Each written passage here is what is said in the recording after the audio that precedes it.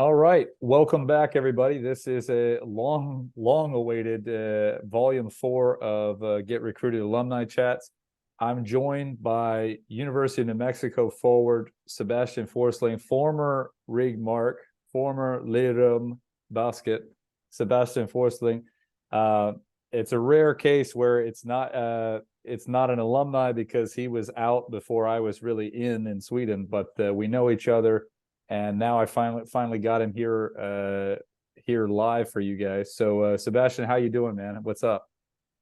Man, I'm great. I'm beyond blessed. It's been a crazy last month, and I'm just happy right now and ready to go for our next stage, which I'm so excited for. And can't really say much else. I'm just blessed. Cool. Well, for everybody watching and listening, Sebastian and his team just had a really nice month. If you missed it, New Mexico just now won the Mountain West Conference tournament, which got them an automatic bid to March Madness and the NCAA tournament, and they are playing tomorrow. Is that right? That's right. Yeah. So what's the last month been like, and is everybody are the guys on the team, is there a sense of surprise, or is there a sense of like, hey, we knew that we could do this the whole time? We knew our goal with go to for the season was win a championship and get to the NCAA tournament, and we did both. But the road we did it, like how we did it, it was just perfect. Like we started off great. We had bumps on the road. We had injuries. Like two of our returning best guards were both injured from the major time of non-conference. So when in conference was kind of we started off great, beating three straight ranked opponents at home. Yeah. So that took us up. We was kind of always sitting on that bubble towards the end. In a bubble, I mean, you're not in fully, but you're like not out of March Madness. Right. What it is. But so we knew we was getting disrespected all year. We knew they wasn't gonna respect how we like what we did. So we knew going into the tournament that it was up to us. Nobody was gonna give it to us because nobody wanted to give it to us. And so we fought, and won 4 games in 4 days, which has never been done in our conference before. Yeah. We won and we knew we was better than every team in our conference because we beat them in the regular season. So, and we faced so many we faced so many adversities, and we're all just happy to like finally become champions. It's cool, man. You guys have Clemson tomorrow, SEC opponent, or sorry, ACC opponent. And Yeah. it's two, normally when people, I think when a casual, as you would say, like looks at the bracket and you see, you see the larger seed against the smaller number seed, you think automatically, okay, a 6 versus 11, an ACC versus Mountain West. And it's like, well, in March, number one, in March, that doesn't mean anything. And then number two, I really believe in how good have you been lately, and it's like trends and momentum is a super valuable thing in March. So like there's some blue bloods right now that probably don't feel really good going into March because they had awful conference tournaments, or they were on a skid. You guys are you guys have all the momentum that you need, so that's cool to see. Another cool thing is in the region that you guys are in, there's also some other notable Swedes that you know and that you've played with. So Pelle Larsson with Arizona, and Elliott is, with North Carolina, all in the same region. And so I would say part of you's got to be kind of cheering for those guys to, along with your own team, to where you could to hopefully see them in a matchup in the tournament. That'd be sweet, huh? Oh, for sure. Oh, for sure. That would be amazing. It's just playing with Pele in the under 18s, sharing a room with him most of that time. He's a great guy, and he done great for himself. And but it would be just, and Elliot, obviously, everybody, he's amazing at what he does. So, but it would be fun matching up against those two in Yeah. Canada, because I know how good we are, and I Yeah. know on our day we can beat a lot of teams. Yeah. We can beat a lot of teams. It's a big kind of a big tournament. There's never to my knowledge, I mean, for sure since I've been in Sweden, but even before that, there's never been, I don't think there's ever been this many Swedes in the tournament at the same time. You know, Villa is there with Purdue, you, Pelle, Elliot, like it would be a really cool thing to see at least one of those matchups going forward. So with that said, we're talking about national team, talking about stuff like that. Can you speak a little bit about what's been your experience so far? Like how have you enjoyed playing for the Swedish national team, and can people expect to see you in a Swedish jersey again? Man, the national team experience for me has been so good. It's been just an amazing journey from seeing how we started under 16 and gradually got better every year, and to see the development and playing with my best friends that I played with in high school as well, that we went on to become now best friends for life. And it's just amazing what national team does to people. Like, it brings us so much closer, and stepping on that court with that jersey on, I don't think I've ever feel that feeling. That's cool, man. It's amazing. It's amazing. It's either that or playing in front of a sold out big crowd, because right. I was gonna say you guys have one of the more fierce home environments in college basketball, and I think the average person in Sweden and really even average like casual American basketball fan like doesn't understand what it's like at the pit. And so I remember you messaged me a while back before I think I was on my way back over here, but you were talking about coming to a game, and it's like, man, I would absolutely, if I was in the States at the same time, it's like, yeah, of course, that would be that's a cool place to play, because there's a lot of kids that go Division I or Division II or whatever, and even a lot of D1 kids don't get to play in front of that type of atmosphere. Like there's certain D1s where the atmosphere is nothing special, to be honest. And then it's like, but in New Mexico at the pit, yeah, you guys do it right. For sure. No, it's insane.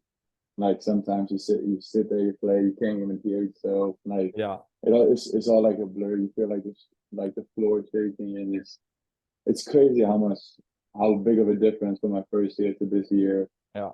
Like, it's such a big difference. We would have like maybe 2,000, 3,000 fans our first year, like, before we got better and better. And it was just like, that's good for a lot of colleges, a lot of places. 3,000 is pretty good for some places. But like, ever since we've had like those sold out games, it's just insane. Like San Diego State, when we beat San Diego State at home this year by 18, it was one of the craziest atmosphere I've been in. Well, and that kind of speaks to a little bit of like you know, what March Madness can be like. That's a 5 seed in this tournament that you're in now. So it's like that's almost a 20-point dub against somebody that's a favorite to make it to the Sweet 16 in their bracket. So you guys it shows what can happen. Yeah. And we beat them in the final. Hey. So what about all right, so what about this? I would say, what would you say if you had to? There's I'm lucky to have, there's quite a lot of young players here in Sweden that kind of follow the get recruited thing and that are a part of it. What would you say has been your biggest challenge since you made the jump to the States? What's been the thing that you've had to adjust to the most, or the biggest thing you've had to overcome? What would you say is the number one thing if you had to pick one? Oof, so many. College is it's an interesting an interesting experience, but it's amazing at the same time. But I would say you have to get used to accepting situations for the for the greater good. You have to Yeah. sacrifice a lot.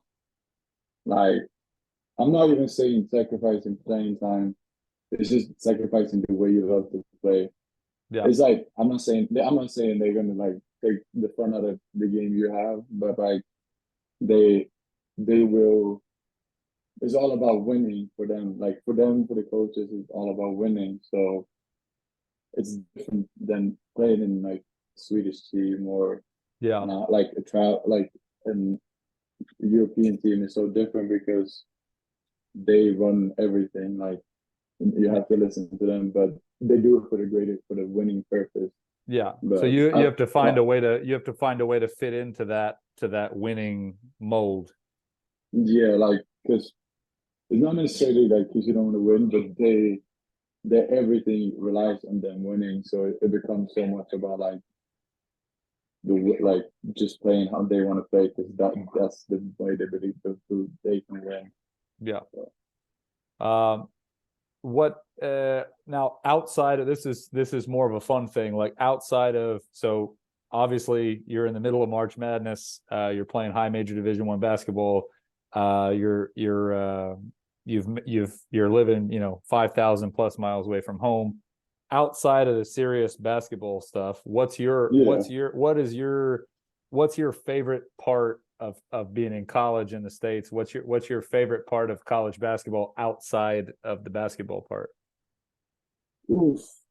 I mean, just the friendships you create, like the friendships I found here in college is amazing. You have the people supporting you, like you have just the I believe the you're free. Like you don't have to rely on anyone.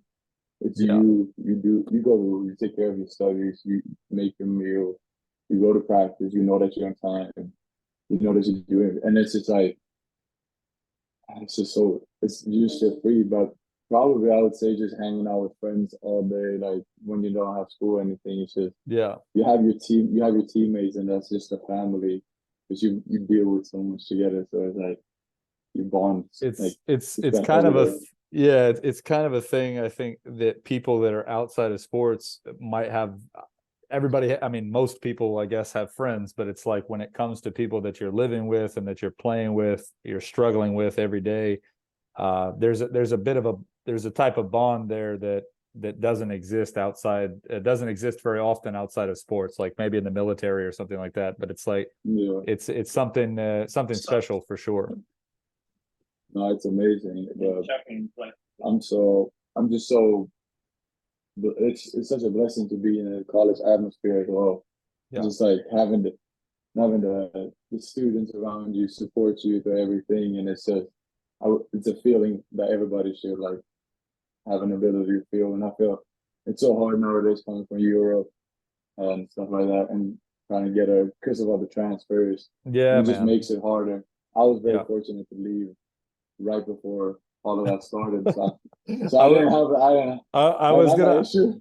I was gonna say, man, if you were a get recruited guy right now, like you'd still be fine because you're big and you're a good player. But it's just it's so hard that Yeah, what I hope at least is for the guys and girls that do make it over, like whatever level that I'm trying to tell everybody, whatever level you're at, it's you're lucky. Like it's especially now with the way it is with the transfer portal, like if you get that chance, it's a very short time in your life that you get to do this. And but yeah, man, I'm happy you're making the most of it. And I think it's cool, cool to be able to talk about March Madness and stuff, and to talk about yeah, the playing experience. But it's even better to talk about like just how I think you would agree that maybe your life has taken a different route than it would if you for hadn't sure, made that jump.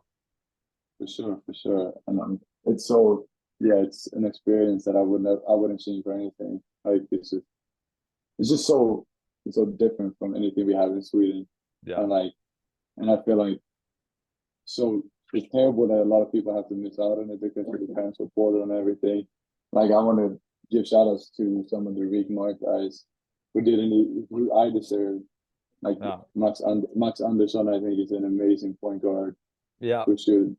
Tim Jonsson is an amazing scorer. Yeah. And I've said that ever since he's like came into our team.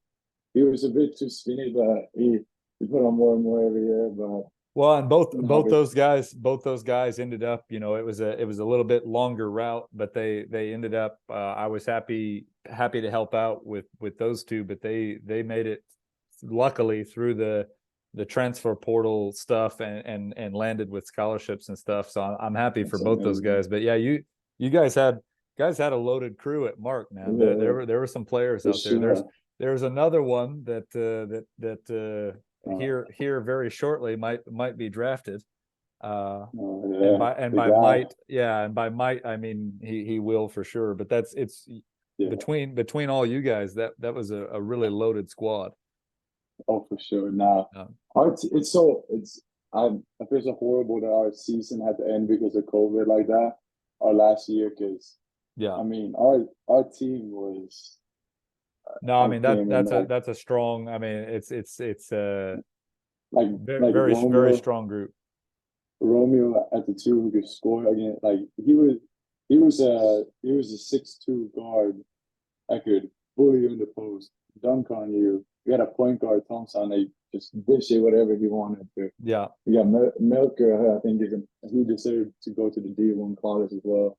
Yeah, amazing. He's a solid player. Yeah, you guys were loaded up there, man. That was I remember that was kind of as I was getting through my first year in Sweden, and before Get Recruited really had legs, you know. But it was like across the board. And you know how it goes. It's like if for anybody that's not a big forward or a center, it's really a lot about chance. Like if people see you at the right time, or if this school takes a chance on you. But overall, though, I mean, even the guards and forwards there you guys were stacked. But you don't even have to speak about Bobby. Bobby's too big time. I'm just kidding. That's my boy. That's my brother. Shout out Bobby, man. He was on this. He was on this not too long ago, a few months ago, and I've known him for a long time, but I had to joke with him. Said, yeah, man, I'm glad I got you on now because I don't know if you'd be too big time here in a few months. For sure, nice. I've seen something. So as you know, the Get Recruited stuff is big on Twitter. I got to give a one shout out because to me, one of my favorite things in the world is when parents are about their kids and they're supportive. So, you know, Ville's dad is big time. He's big. He's a big supporter of his son. But I got to give a shout out to your pops. I've never met him, but Bink, he stays up late and watch the games. He's all about it, man. I got to give a shout out to your dad. No, he deserves it. Yeah, man.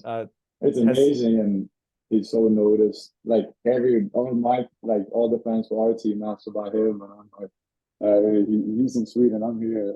Yeah, I'll play for the team. I'm right here, man. I play for the team. Well, has he been to a game at the Pit yet?